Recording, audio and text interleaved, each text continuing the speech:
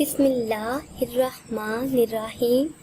السلام علیکم ویورز، کیسے ہیں آپ سب؟ میں اپنے چینل خوابوں کی تعبیر میں آپ سب کو خوش آمدید کہتی ہوں۔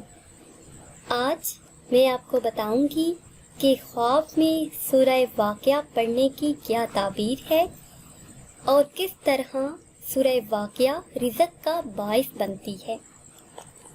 خواب میں سورہ واقعہ پڑھنا اللہ تعالیٰ کی عبادت میں مشغول ہونے کی علامت ہے، اور جو شخص خواب میں سورہ واقعہ خود کو پڑھتے ہوئے دیکھے وہ شرک سے پرہیز کرے گا۔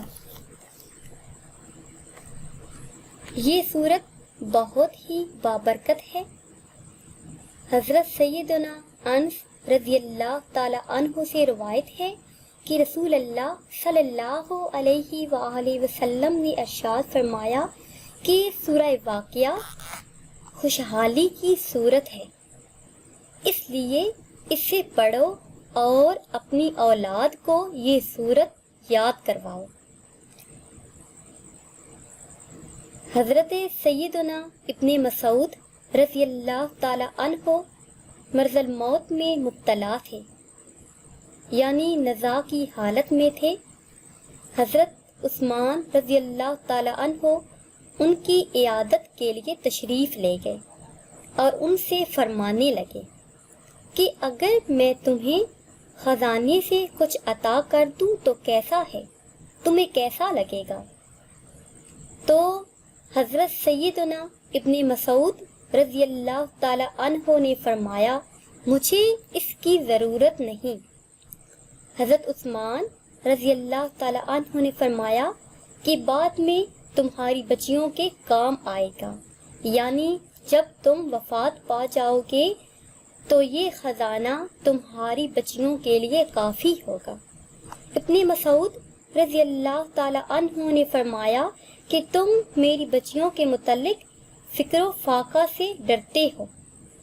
میں نے اپنی بچیوں کو حکم دیا ہے کہ وہ ہر رات سورہ واقعہ پڑھا کرے، سورہ واقعہ کی تلاوت کر کے سویا کرے، کیونکہ میں نے رسول اللہ صلی اللہ علیہ وآلہ وسلم کو یہ فرماتے ہوئے سنا کہ جو آدمی ہر رات سورہ واقعہ پڑھے گا وہ کبھی فکر و فاقہ میں مبتلا نہیں ہوگا۔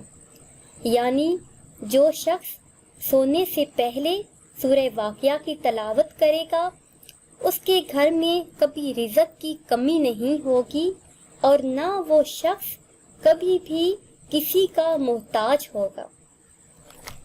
سورہ واقعہ 27ویں پارے میں ہے اور یہ بہت ہی افضل اور اعلیٰ صورت ہے۔ اس کا بار بار پڑھنا بہت ہی فائدہ مند ہے اور یہ حصول رزق کے لیے بے مثال وظیفہ ہے۔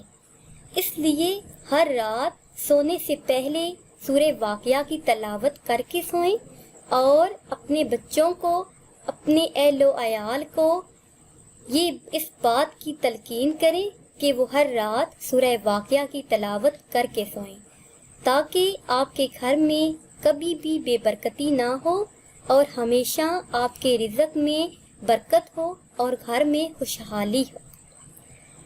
تو ناظرین، اگر آپ کو ہماری یہ ویڈیو پسند آئی ہے تو اسے شیئر کریں اور لائک کریں، اور ہماری حوصلہ افزائی کے لیے ہمارے چینل کو سبسکرائب کرتے رہیں۔ دعاؤں میں یاد رکھیے گا۔ اللہ حافظ۔